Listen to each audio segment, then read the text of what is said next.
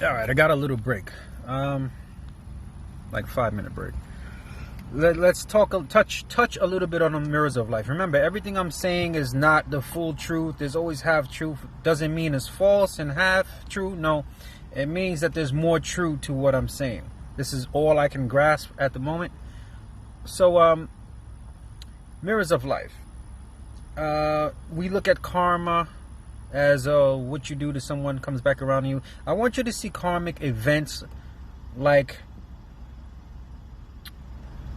lessons you haven't learned. There's no such thing as a situation. It's always an event.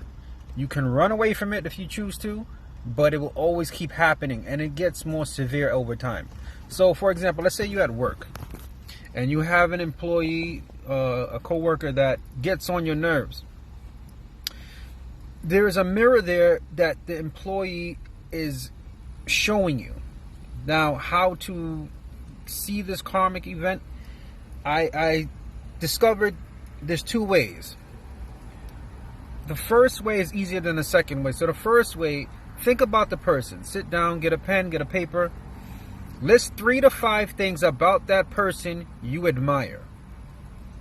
The same person that gets on your nerves, whether it's your co-worker, your boss, whoever. List 3 to 5 things that you admire about that person. Chances are one of those things is something within you need to fix.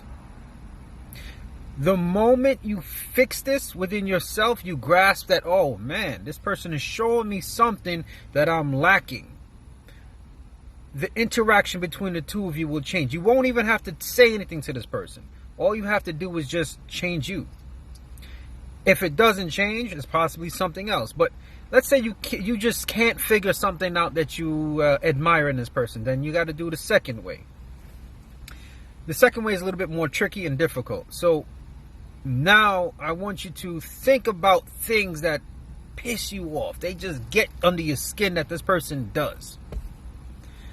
One of those things you're doing to someone in your life. It may not be the exact same thing. Like, say, for example, that person is, I don't know, tapping the table, constantly tapping when you're working, and you're asking them to stop, and they don't listen to you. And you're like, this guy is so annoying, this girl is so annoying, she just keeps tapping, and every day she does the same thing. Chances are, in your life, there's someone you're doing something to constantly. Whether it's you live with someone and you're not picking up behind yourself, and every single time they have to ask you, can you please move your garbage, or can you please pick up your laundry? You're doing something to someone else that's constant. It's the same thing. It's a mirror. The moment you stop doing it, things will change. Possibly, let's say if it was work, that person will move to another department. Now, let's say you try to run away from this karma.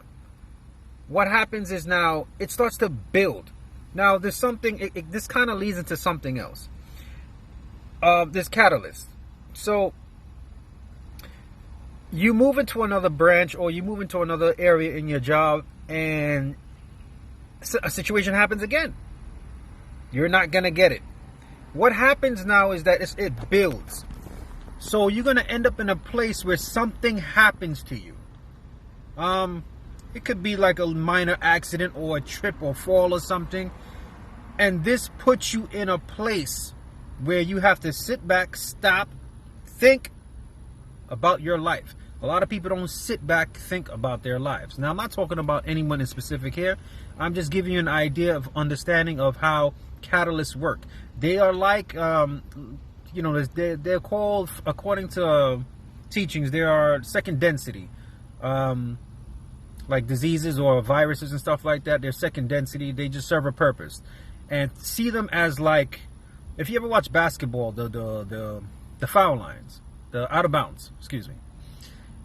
What happens when the ball goes out of bounds or you go out of bounds? It resets. So you get sick, you reset. You have to, before you inbound the ball, you have to now see and view. The same thing you got to do with your life. You have to change something. After 3 days, if you're still sick after 3 days, you have to change something in your life. something is wrong. You're getting sick because the vibration you're giving off, your pH levels are off. You have to start doing something, changing something in your life. The other part about mirrors of life I touch on in a little while. I'm gonna start heading back to work. I hope this helps somebody.